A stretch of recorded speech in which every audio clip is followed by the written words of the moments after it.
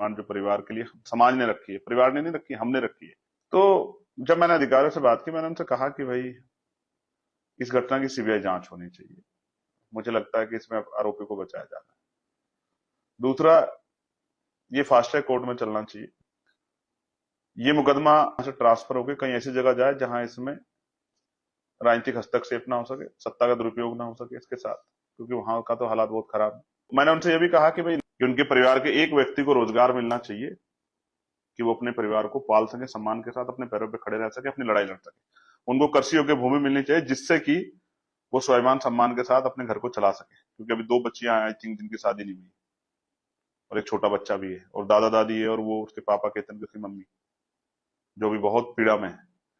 दूसरा, परिवार चाहता है कि यहां से इनको विस्थापित किया जाए, क्योंकि ये भय में है। और ये एक्ट कहता है, एसएसटी एक्ट ये बात कहता है कि अगर कोई पीड़ित है और उसको पीड़ित को ये भय है कि इन इन लोगों से भय है, तो उनका विस्थापन वहां से होना चाहिए जिन लोगों से भय है। लेकिन मैंने उनसे कहा कि उनको ना करो, क्योंकि उनकी बहुसंख्यक आबादी है।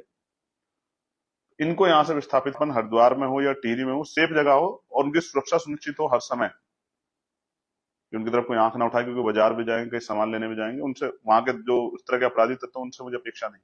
और इनको कम से कम 1 करोड़ रुपए का मुआवजा दिया जाए। अगर ये सब चीजें नहीं होती, इसके लिए मैं आपको 8 दिन का समय देता हूं, प्रशासन को, पुलिस को और सरकार को, आदरणीय मुख्यमंत्री धामी जी और आपके पीए साहब, पवार साहब, और हमारे 2 महान अधिकारी जो हरिद्वार से गए, वहां बैठ के जो सब चीजें पटकथा लिख रहे थे, एक प्रशासनिक और एक पुलिस के अधिकारी, जिनको मेरा पुतला उतला जलाने बड़ा इंटरेस्ट है। पुतला उतला जलाने से नहीं मैं डरता भैया, खूब पुतले जलाओ, जंग छेड़ी आपने तो मुकाबला कर लेना।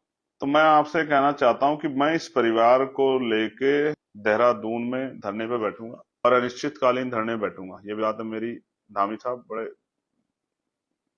मेरा निवेदन आग्रह है, ये सुन लेना मेरी बात को, इसको और इसको सीरियसली लेना, इसको आप अन्यथा मत लेना। चाहे आपके आवास का घेराव करना पड़े, चाहे अनशन हो या कुछ भी हो, जब तक उस परिवार की मांग नहीं पूरी होगी। और ये बात इसलिए नहीं है, ये एक संदेश रहेगा उन लोगों को जो दोबारा इस तरह घटना करना चाहते हैं, कि दोबारा इस तरह घटना करने से पहले उन लोगों को वो 1000 बार सोचे कि इसके परिणाम क्या होंगे। और फिर उनको ये भी पता रहे कि इसका मुकाबला चंद्रशेखर आजाद से, भीम आर्मी आजाद समाज पार्टी से उनको करना पड़ेगा। ये तो मेरी आपसे डिमांड है उस परिवार के लिए।